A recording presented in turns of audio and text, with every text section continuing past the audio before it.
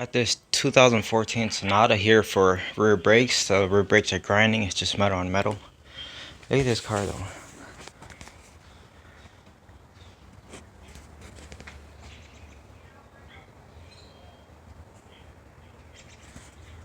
Isn't that crazy? That's bullet shots right there. Another one right here. Into the roof. I told her, you should really cover that up. At least put some tape that's water resistant or something, because water getting in there just isn't good, okay? That's crazy, right? Only in the hood.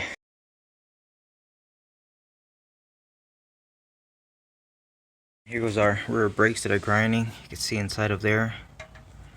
There is absolutely no friction material left on that inner pad. And pretty much the same thing for the outside pad. I don't know if this is something new from AutoZone. Duralast Elite brake pads. I've never seen this before.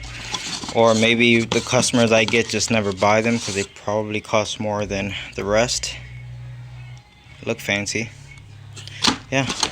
I'm sure someone can chime in the comment section, especially people who work at AutoZone.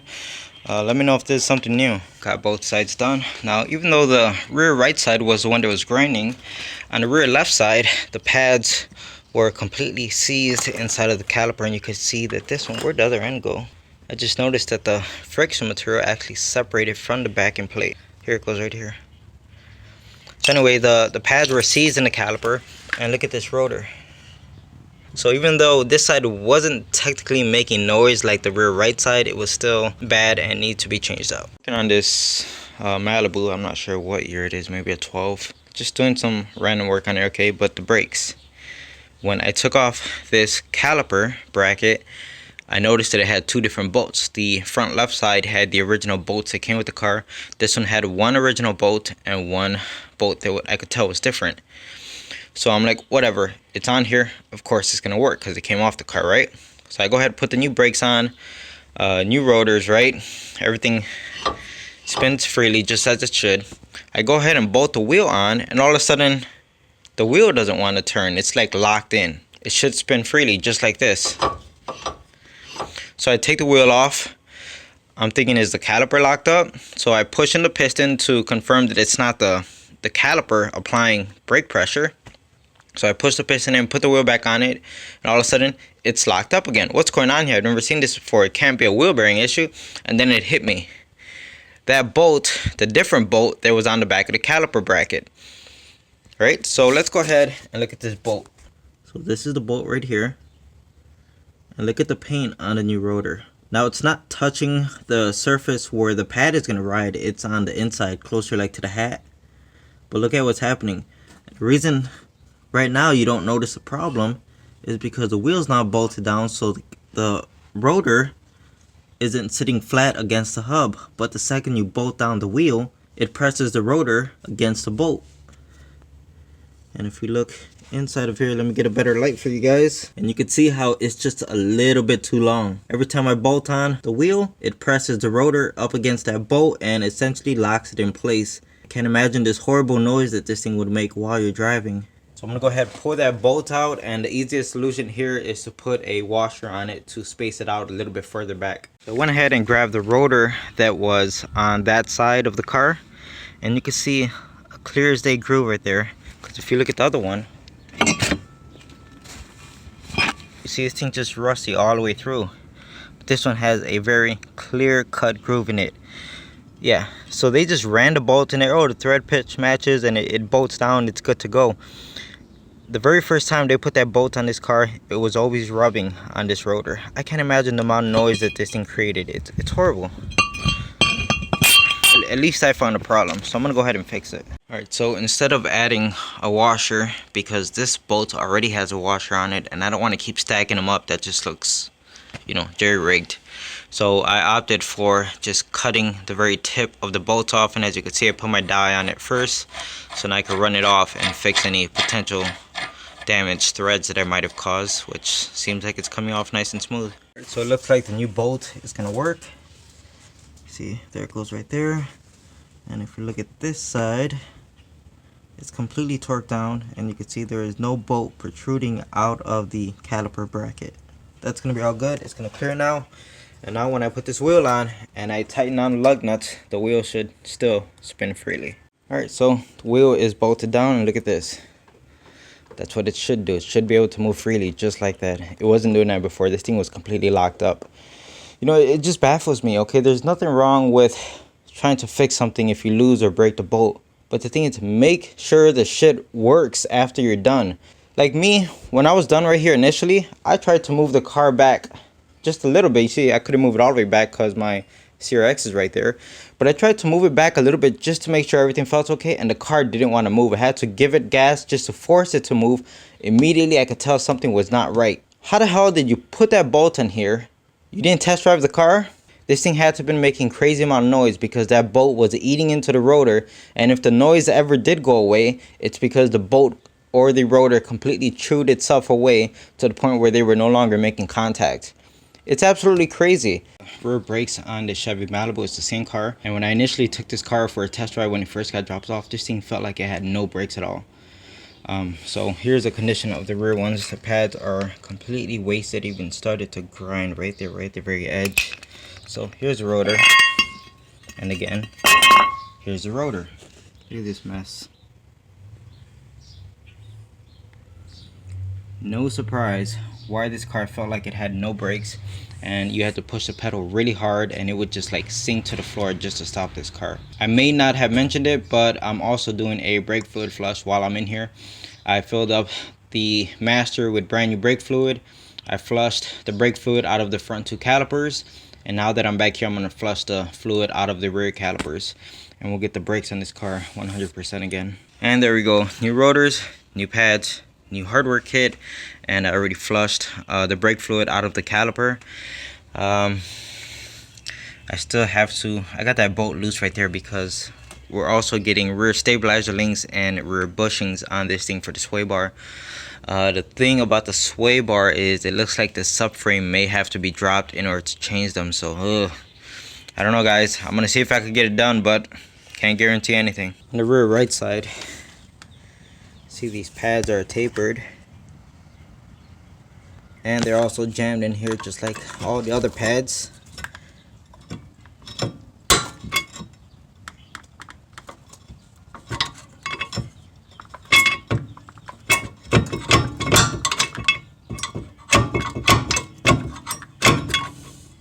And here was the rotor off of the rear right side. Look at this mess. I believe these are the original rotors that came on the car when the car was made, because it still had those little retainer rings that go on the studs right here to hold the rotors down from factory. Whenever the brakes get changed for the first time, nobody ever replaces those things. So the fact that they were selling the car tells me that these are original rotors. That's crazy, absolutely crazy. People just kept pad slapping it. I got the brakes done, everything is done on this side.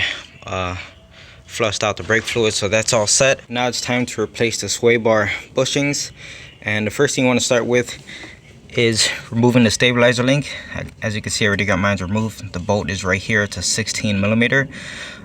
It'll help you remove the sway bar bushings because it's going to give you more wiggle room, but at the same time, if you're replacing the bushings, you should be replacing these stabilizer links also. They kind of go hand in hand. There's also two 18 millimeter bolts you want to remove. There's one right here, and there's another one right down here. As you can see, I didn't remove mine completely. All I did was loosen them, and you can see the gap that I have, but the bolts are still in there, and that just gives me just enough clearance to work. And I'm only doing one side at a time, so once I'm done on this side, I'll tighten up those two bolts to bring the subframe back up again, and then go loosen the ones on the other side of the car. So just do one side at a time. All right, so with enough messing around with it, you'll eventually get it out. Here goes the worn out bushing, here goes the bracket, and the two bolts. This lower bolt, the one that goes right here, is pretty easy to get to. This is the one that's a pain in the butt, and what really helps for a job like this is a 13 millimeter, because that's what they are. You see, this one's a long reach ratcheting wrench. It also has a flex head, and that's very key. So it has to be able to be ratcheting, and you need a flex head to get in from inside of here, and you're gonna just go little by little, and eventually you'll get it out. What I had to do is, because sometimes it's hard to keep the ratcheting head on the bolt as you're way out here, it wants to fall off of the bolt. So I just kind of reached my arm back here and through right here you can just keep your fingertips right on the head of the wrench and just stop the head from falling off of the bolt as you keep moving it from out here. So I hope that makes sense, but it's all out now, and I'm gonna go ahead and do what I was talking about, slotting the bracket right here. It'll make installing this thing way easier, and in the future when these bushings need to be replaced, again, the job will go that much easier. Alright, so it's all done. Just put it in the vise and use the angle grinder to cut a slot. As you can see, one side is now slotted. You just have to slot it enough so that the bolt that goes on the subframe just slides right past. So I hope that makes sense. So this is the hard bolt that's going to get to. So what we're going to do is thread this into the subframe and leave just enough clearance for this bracket to kind of swoop in and hook in underneath the bolt. And then you can put your other bolt on this side, and because this bolt is not, or this side of the bracket is not slotted, it's not going to allow this bracket to move anywhere. It's going to stay nice and solid. It's the same thing they're doing on the front of the car. I don't know why they did not implement it into the rear of the car. It baffles me, but it's going to make doing these bushings in the future so much easier. So at this point, to give yourself the most amount of clearance, just push the sway bar all the way down as far as it goes, as you can see. And I shot some brake parts cleaner in that area to clean up all the dirt and grime that was sitting right there. I grabbed the bolt that goes in on top, the difficult one, and I put some anti-seize on them because these are known to get stuck inside the subframe. And then the head snaps off of them, and then you're really opening up a can of worms at that point. So put some anti-seize on them. And with the bar pushed all the way down like that, it gives you the most amount of clearance to get in there and start threading in this bolt. So much room for activities. Alright, so I ran that bolt down as far as I want to. I'm just going to show you how this is going to work. Let's just pretend the bushing is on it. So if we have the bushing on our sway bar and we're ready to install it, we grab the side that we just put a slot in, and it's going to go like this. Boom, just slots in right there. And then obviously your bushing would be here, and then you just come on this side and put your bolt in on this side, and Bob's your auntie. It'll be all set. This 2006 Dodge Charger, it's here for a ton of work. It needs a rear wheel bearing, ton of front end suspension work, tie rods, control arms, ball joints, crap like that. She took it to a shop. She got a quote or an estimate of like $1,600. And we're gonna go ahead and get this done for her. I can't remember exactly. I thought it was like $700 or $800 or something with parts and labor instead of $1,600. So automatically price cut in half. But this thing is kind of rough. Just kind of drove it around the block, and the first time you touch the brake pedal, there's ABS activation. You can see the brake light is on right there. Suspension's clunking around up front. The rear end doesn't feel all that great. I had to take screenshots of the codes because the DLC connector doesn't work. There's a pin fitment issue, and it only works if I apply pressure to my OBD2 connector. See it? Now it's on. I let it go. Turns off. Now it's on. So I had to hold my hand on here like this while I could pull the codes, and I just took screenshots of them. And look how that just easily just fell off all by itself. So it's a Dodge. Of course that DLC connector is worn out, right? But let's look at the codes. For the engine, we have classic 430 catalyst efficiency on bank 2. And for the ABS unit, we have steering angle sensor and right front tone wheel performance. So that explains why the ABS is kicking in while you're trying to brake. About the elephant in the room, the paint job. This thing looks like it went to Mako, and they got the Ambassador paint job. Look at this. Not the best work. Overspray like crazy. I mean, the paint, they just did a real bad job. It's something that you got to see in person. There is so much dirt in this paint. It's crazy. To each their own. I wouldn't be happy if my car got painted like this.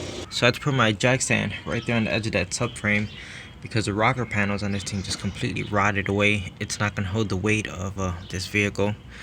So I'm gonna go ahead and just leave my floor jack right there alongside the jack stand. I never understood, so this is the backup camera for the touchscreen radio, which by the way doesn't work because the screen is burnt out. But Where does it go? You can see it's got a bracket, right? Where was this bracket once before? It wasn't the people who painted it, because you could see from the Phillips screws here, they just paint over everything. None of this stuff was ever removed. So that tells me this thing was already hanging like this when it went in for a paint job, most likely. But where was it? It just baffles me. I hate like seeing crap like this. Like, you know, people take things off and never bother to put it back together. It's crazy. So I do feel a little bit of play in this rear wheel bearing. But before we go crazy trying to yank it out of here, let's try to get this axle nut off and make sure we can even get this thing out of here first.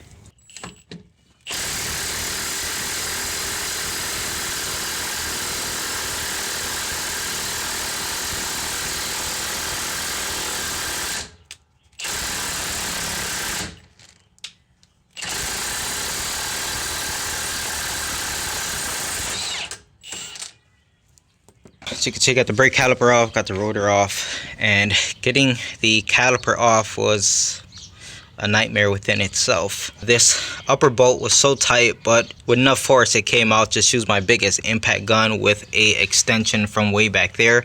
Got that out. The bottom one busted free initially, but then it got real tight. I tried working it back and forth and it wasn't having it. Now that we got the bolt out, you could see it pulled some of the aluminum right at the very end, so that's not good. And if we look inside of here, you can see how it's kind of mangled up. Absolutely garbage, not good at all. Someone way over tightened these things. I mean, I needed my high torque Milwaukee impact gun to get these things out. That's how tight they were in here. Someone was in here, someone did some real shit work and just over tightened these things. And I'm gonna try to retap this once I get this junk out of the way, get the wheel bearing off, if it wants to come off. And I'll see if I can put a tap in there and try to fix some of the threads and go from there, just one step at a time, I guess. But it's already turning into a shit show. Okay, so I'm using this piece from my slide hammer to press in on the CV shaft. It's gonna push the whole thing back and give me a little bit more clearance to get my socket on the bolt. You can see I already knocked the first one free. So if I turn my ratchet here, you can see it spinning right there.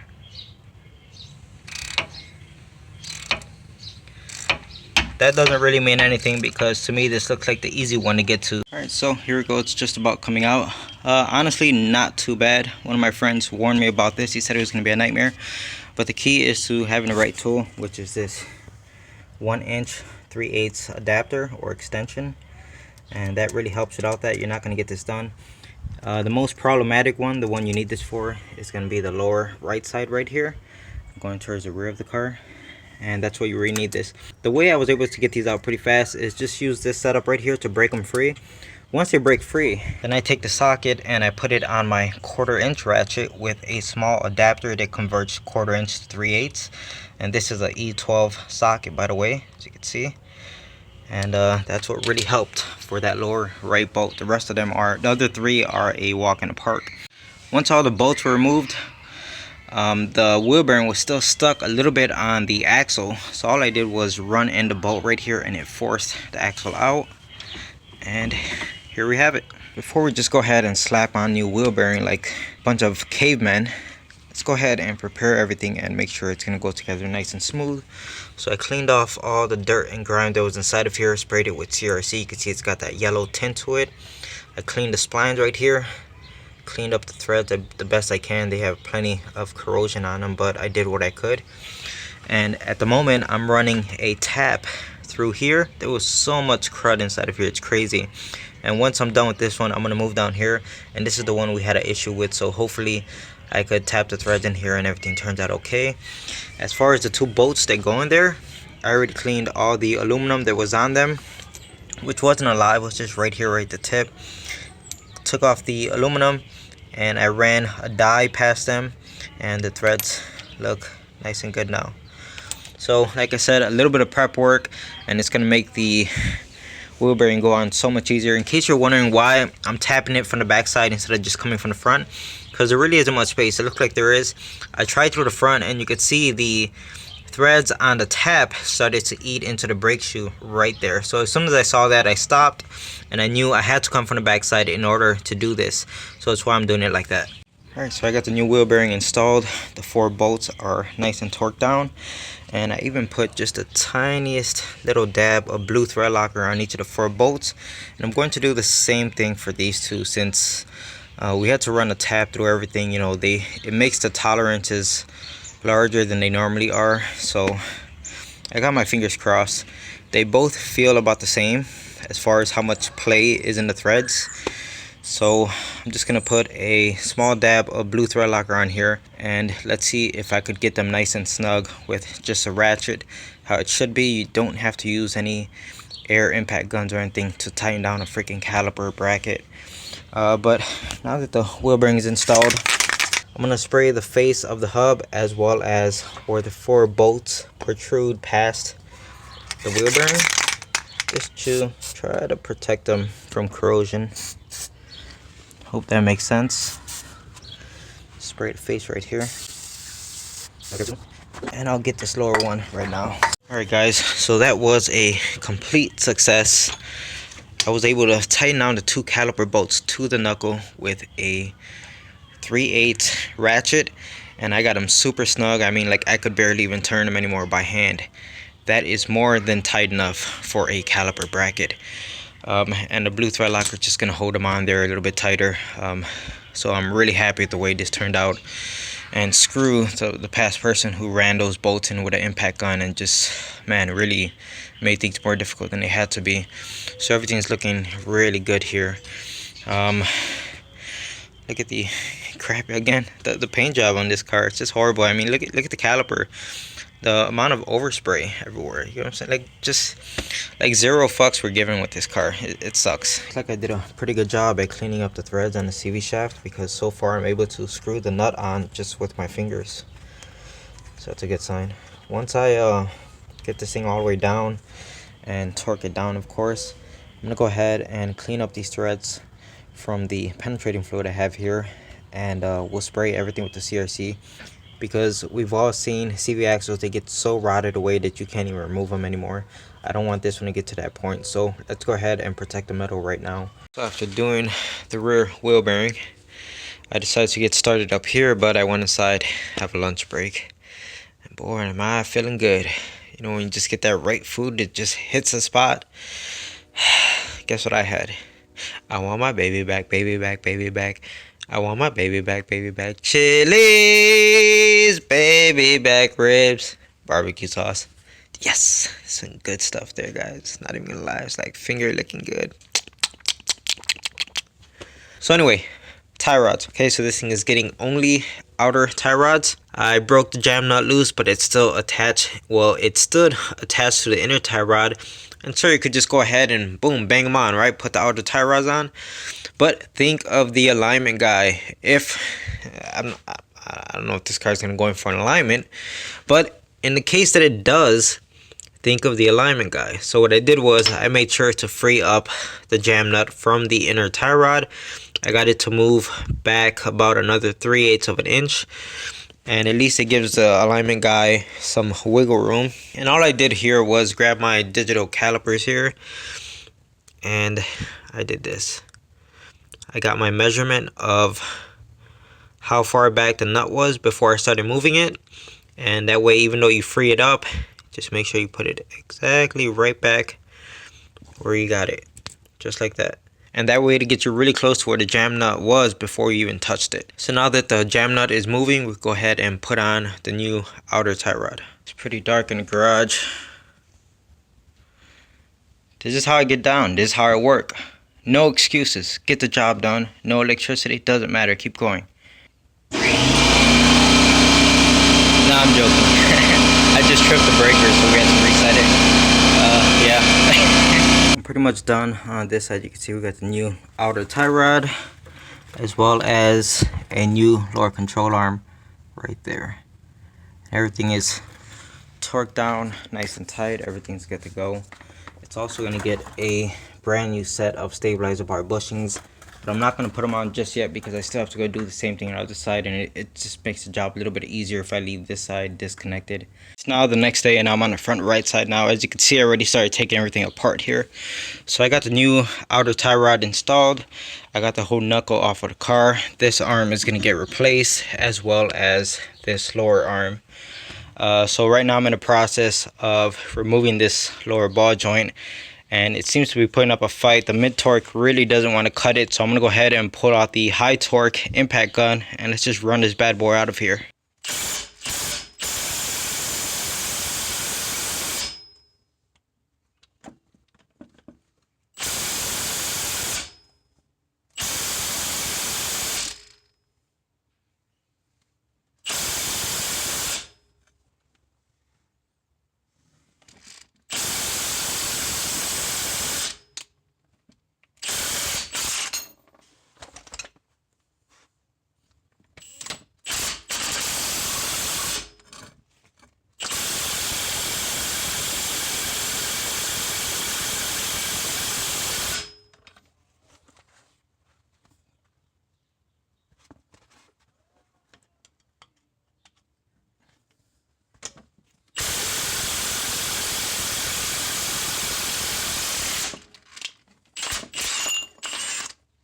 Alright, so we got the ball joint out, and even the I see why. Oh crap, I'm in trouble. It didn't want to go because I was forcing the ball joint into my cup. It's not the first time this has happened, but it really sucks. Now I'm gonna have to fight this to get this out of here. Damn it. It's just one of those things where there's so much crud around here that instead of cleaning it off like I should have to seeing what was part of the ball joint and what wasn't, now I got myself into this trouble. So let's go ahead and remove that. Alright, so the easiest way to get this out is just put it in the press. That was really stupid on my part.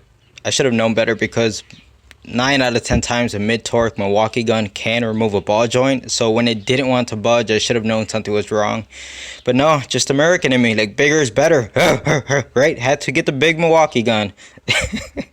And you know what I found? Because this has happened to me a few times. That it's not the last time it's going to happen, but I found that whenever I'm pressing out a ball joint, if I have to use the big Milwaukee gun, chances are I'm pressing it into the cup, and then I got to go through this crap right here. And there we have it. No harm done. Got my tool back. My tools weren't damaged. All it did was cost me a little bit of extra time. So I'm just about done here.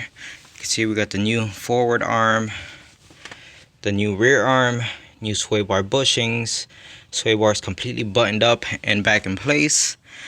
We also have a new lower ball joint right here pressed in, and oh, the tie rod. So let's go ahead and just finish putting all this stuff back together. The reason why the ABS is activating is because we had a code for the front right wheel, which is this one right here. And if we come behind the wheel bearing, we can actually see why it's setting that code. You can see the magnetic pickup is actually damaged. You see it right there. So in order to fix the ABS light and the unwanted ABS activation, it's going to need a front right wheel bearing. Well, that's just about it. This thing is pretty much ready to go. So we'll go ahead, pop the wheels on it, take it out for a test drive. Alright, so on test drive, and the front end sounds much better. It's much quieter. I don't hear any clunking or anything like that going on. The new wheel bearing in the rear sounds real good also. Everything sounds nice and quiet.